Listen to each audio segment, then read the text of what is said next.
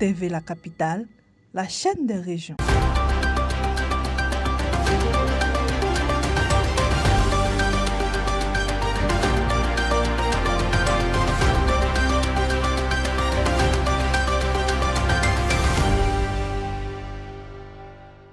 Le 17 février 2026, des élèves des 5 écoles préscolaires de Boisflé ont visité le bureau régional de l'Agence ivoirienne de presse dans le cadre des activités du Mardi Gras. Encadrés par leur éducateur et vêtus aux couleurs du drapeau ivoirien, les enfants ont découvert le fonctionnement professionnel du bureau et rencontré son chef Norbert Seyi. Selon la directrice du préscolaire, cette initiative vise à enrichir le programme éducatif, susciter des vocations et encourager les enfants à envisager le journalisme comme métier. La visite a également été marquée par la découverte du nouvel édifice du bureau régional, inauguré le 30 janvier 2026, en présence des autorités locales et partenaires du projet. Premier producteur mondial d'anacarde, la Côte d'Ivoire a lancé à Sowo, Korogo, une campagne de formation aux bonnes pratiques afin d'améliorer la qualité de la noix brute de cajou. Initiée par le Conseil du coton, de l'anacarde et du karité avec l'appui de l'ANADER, l'initiative sensibilise les producteurs au ramassage, au séchage, au tri et au stockage adéquat. L'objectif est de garantir des produits conformes aux normes internationaux, d'assurer de meilleurs revenus aux producteurs et de renforcer la compétitivité durable de la filière. La campagne devra couvrir 28 localités jusqu'au 21 février 2026. Près de 2000 femmes se sont réunies le 15 février 2026 à la sous-préfecture de Toumoudi pour échanger avec la ministre de la Femme, de la Famille et de l'Enfant Nassine Batouré en présence du Dr Raymond Goudou Kofi. La rencontre, placée sous le thème du rôle des femmes dans la transformation économique régionale, visait à renforcer leur autonomisation. Les participants ont salué les programmes d'appui tels que le DICEFA, l'AFFECT et le Fonds FAACI qui ont déjà bénéficié à des centaines de milliers d'Ivoiriennes. Les intervenantes ont appelé à la paix, à la cohésion sociale et à l'engagement des femmes dans le développement local, soulignant les actions gouvernementales en matière d'infrastructures, d'accès aux soins et de financement. La ministre a enfin exhorté les femmes à jouer pleinement leur rôle pour le progrès de Toumoudi, de la région du Bélier et de la Côte d'Ivoire. L'Union des sociétés coopératives agricoles de Côte d'Ivoire a lancé à Toutoubri près de Gagnoua un projet national de construction de 80 entrepôts agricoles pour plus de 50 milliards de francs CFA avec l'appui financier du consortium international RASCOM. Le site pilote bâti sur 2 hectares servira de plateforme centrale avant l'implantation des autres infrastructures dans 79 localités. Ces équipements permettront d'améliorer le stockage, de réduire les pertes post-récolte et de faciliter la mobilisation des financements pour l'achat et la commercialisation des productions. L'organisation regroupe 157 coopératives et plus de 70 000 producteurs de cacao, café, anacarde et vivriers.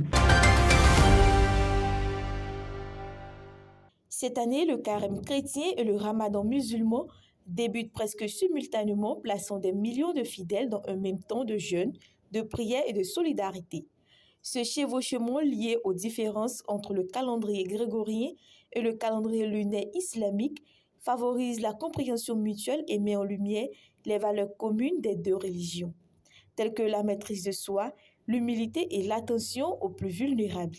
Au-delà de la dimension spirituelle, cette concomitance offre des opportunités pour des initiatives interreligieuses et des actions sociales conjointes, tout en rappelant que le dialogue et le vivre ensemble restent essentiels dans des sociétés pluralistes comme la Côte d'Ivoire.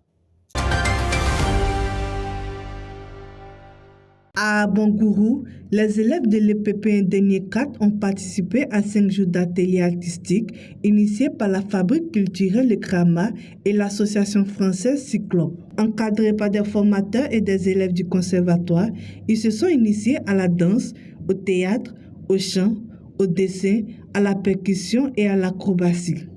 Le projet vise à la fois à développer la créativité des enfants et à offrir une expérience pédagogique aux apprenants du Krama, tout en ouvrant de nouvelles perspectives professionnelles aux artistes appelés à enseigner dans les écoles. Un spectacle est prévu à l'Alliance française d'Abangourou. Entre le 1er janvier et le 14 février 2026, 145 accidents de la circulation ont été enregistrés dans le Haut-Sassandra, causant 6 décès et 192 blessés, a indiqué la police de Daloa. Les motos sont les véhicules les plus impliqués et les principales causes sont liées à des facteurs humains évitables, notamment le défaut de permis, d'assurance, de rétroviseur et le non de port du casque. Face à cette situation, le préfet par intérim de Daloa a appelé les forces de police et de gendarmerie à réprimer les infractions au code de la route afin de renforcer le civisme et réduire les accidents, après que les campagnes de sensibilisation se sont avérées insuffisantes.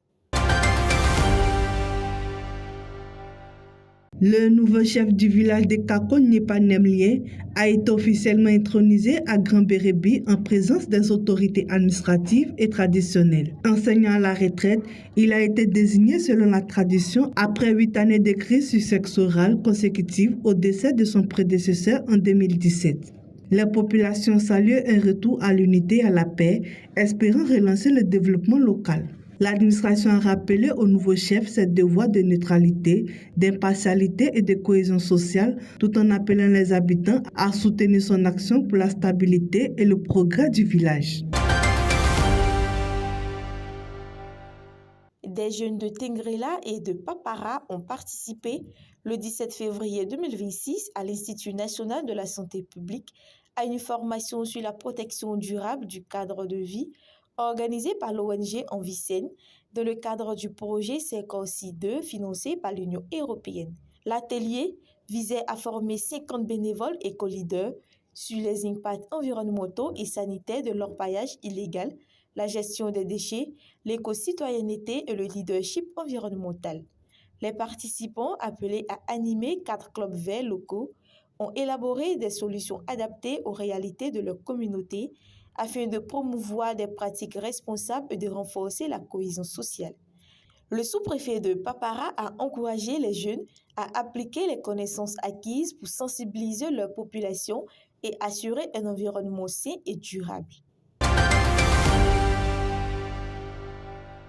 En campagne à Massala, une délégation du RHDP conduite par Bouaké Fofana a appelé les électeurs à soutenir son candidat Mamadou Dosso lors des législatives partielles. Le candidat s'est montré confiant, promettant la poursuite de projets de développement, notamment les routes et l'accès à l'eau. La dynamique du parti a été renforcée par le retrait du candidat indépendant Metola Coulibaly, qui a annoncé son ralliement et invite ses partisans à voter pour le RHDP.